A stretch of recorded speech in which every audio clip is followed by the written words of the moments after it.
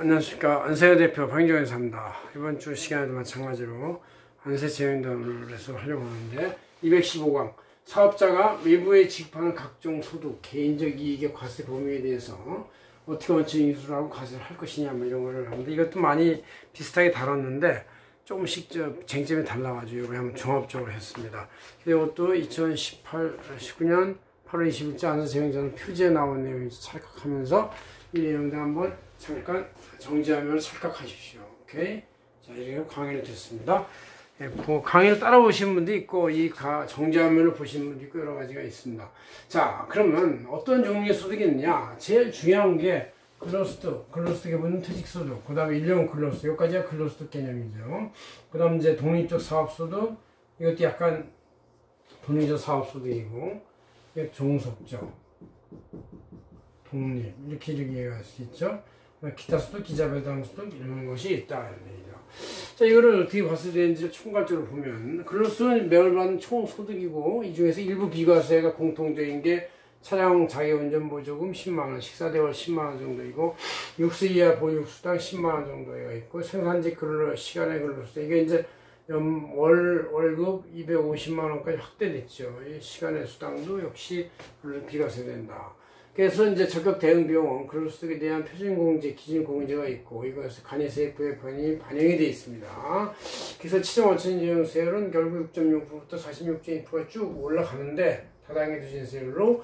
근데 이게 이제 거의 그 연봉 한 3, 4천까지는 이 근로소득 공제 이런 게 꽤 많이 돼가지고 얼마 세금이 부과되지 않을 정도로 약하다 그렇게 볼 수 있고, 연봉 3천만 이하는 거의 다 면세점이라고 볼 수가 있는 것이죠.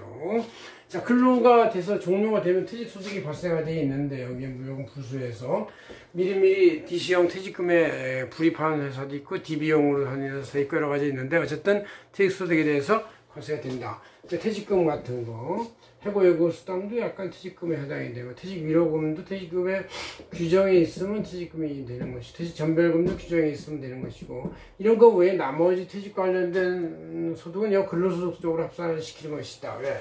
퇴직소득에 대해서는 이제 근로연수에 따른 계약적 산정 공제가 있고, 환산급여 차등 공제 등이 있어가지고 비교적 근로소득보다 많이 공제가 됩니다. 그래서 세금이 아무리 똑같은 세율이 붙는다 하더라도 6.6%부터 46%지 그래도 여기서 공제가 많이 되기 때문에 비교적 근로소득보다 퇴직소득이 담세 부담률이 낮고, 또 근로소득에다가 붙어버리면 이제 이렇게 이거에다가 퇴직소득이 여기부터 위에만 붙어버리니까 높은 세율을 적용받는데 퇴직소득을 따로 이렇게 계산해야만 좋기 때문에 가급적 퇴직소득하고 근로소득은 분명히 구분되도록 여러분이 노력하는 것이 중요하다. 그런 얘기죠.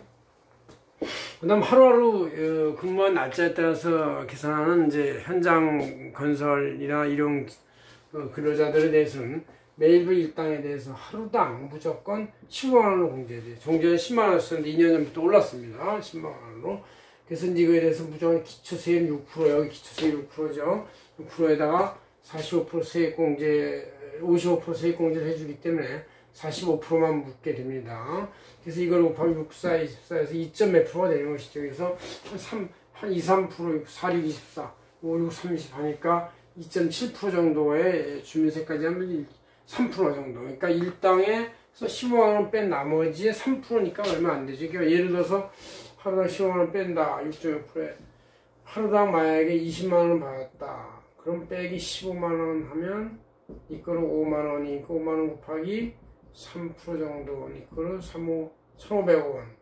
이렇게 돼서 20만원 받으면 1,500원 정도의 세금을 낸다. 이럴 때 20만원에 대해서 1,500원 정도. 그러니까 이게 한 1%급인가 그렇게 되니까 얼마 안 돼요. 왜냐하면 굉장히 열악한 조건에서 근무하는 사람들이기 때문에 담세 부담을 아주 최소한을 낮춘 것이다. 그런 얘기죠.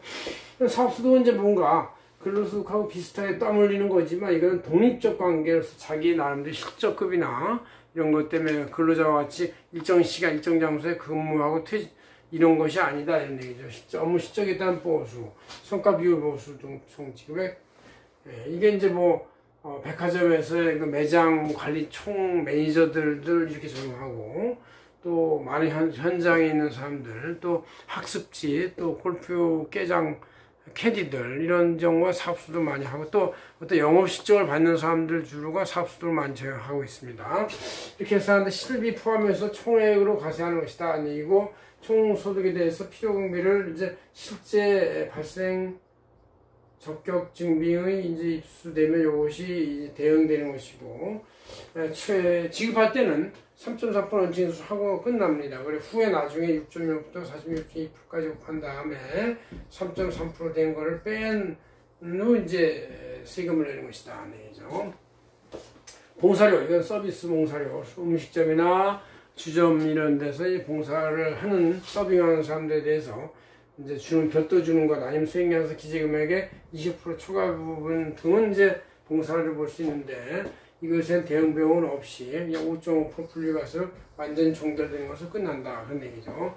그다음 이제 기타 소득이라는 게 있어요. 이제 어쩌다 한번 발생한 일시구발적 소득인데 산업재산권, 영업권, 권리금, 가계 권리금 또 뭐 가게 추돈 이런 것들이 전부 다 이제 이런 기타 소득인데 이런 양도 대금이죠. 그래서 이럴 때는 총 지급액이 있으면 이거의 60%를 법정 필요 공개 보고 40%만 소득으로 본다 이런 얘기예요. 40%에 대해서 법정 60%를 보고 40%에 대해서 그 20%만 과세하는데 지방세까지 하니까 22%에서 8.8%로 과세가 종결된 고 나서 나중에 종합소득이 합산이 된다 그런 얘기죠.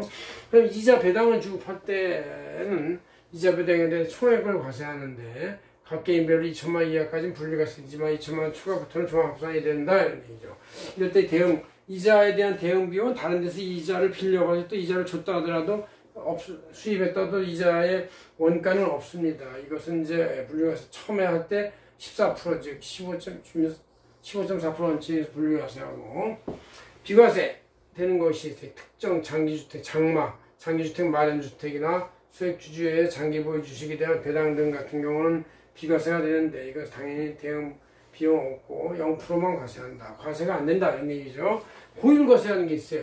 실명이 미확인되거나 가명 등과 같은 경우 이런 것은 이제 아예 그 제도권을 갖다가 위배한 그런 소득이기 때문에 이것을 낮게 과세할 리가 없고 그래서 제일 높은 세율인 46% 이렇게 하거나 아니면 이제 이게 만약 도명, 합의 이런 가명 등에 대해서는 총 지급액의 99%를 과세하는 거의 다 전액을 내라. 그러니까 그렇게 하지 마라 이런 내용 같은 것이죠.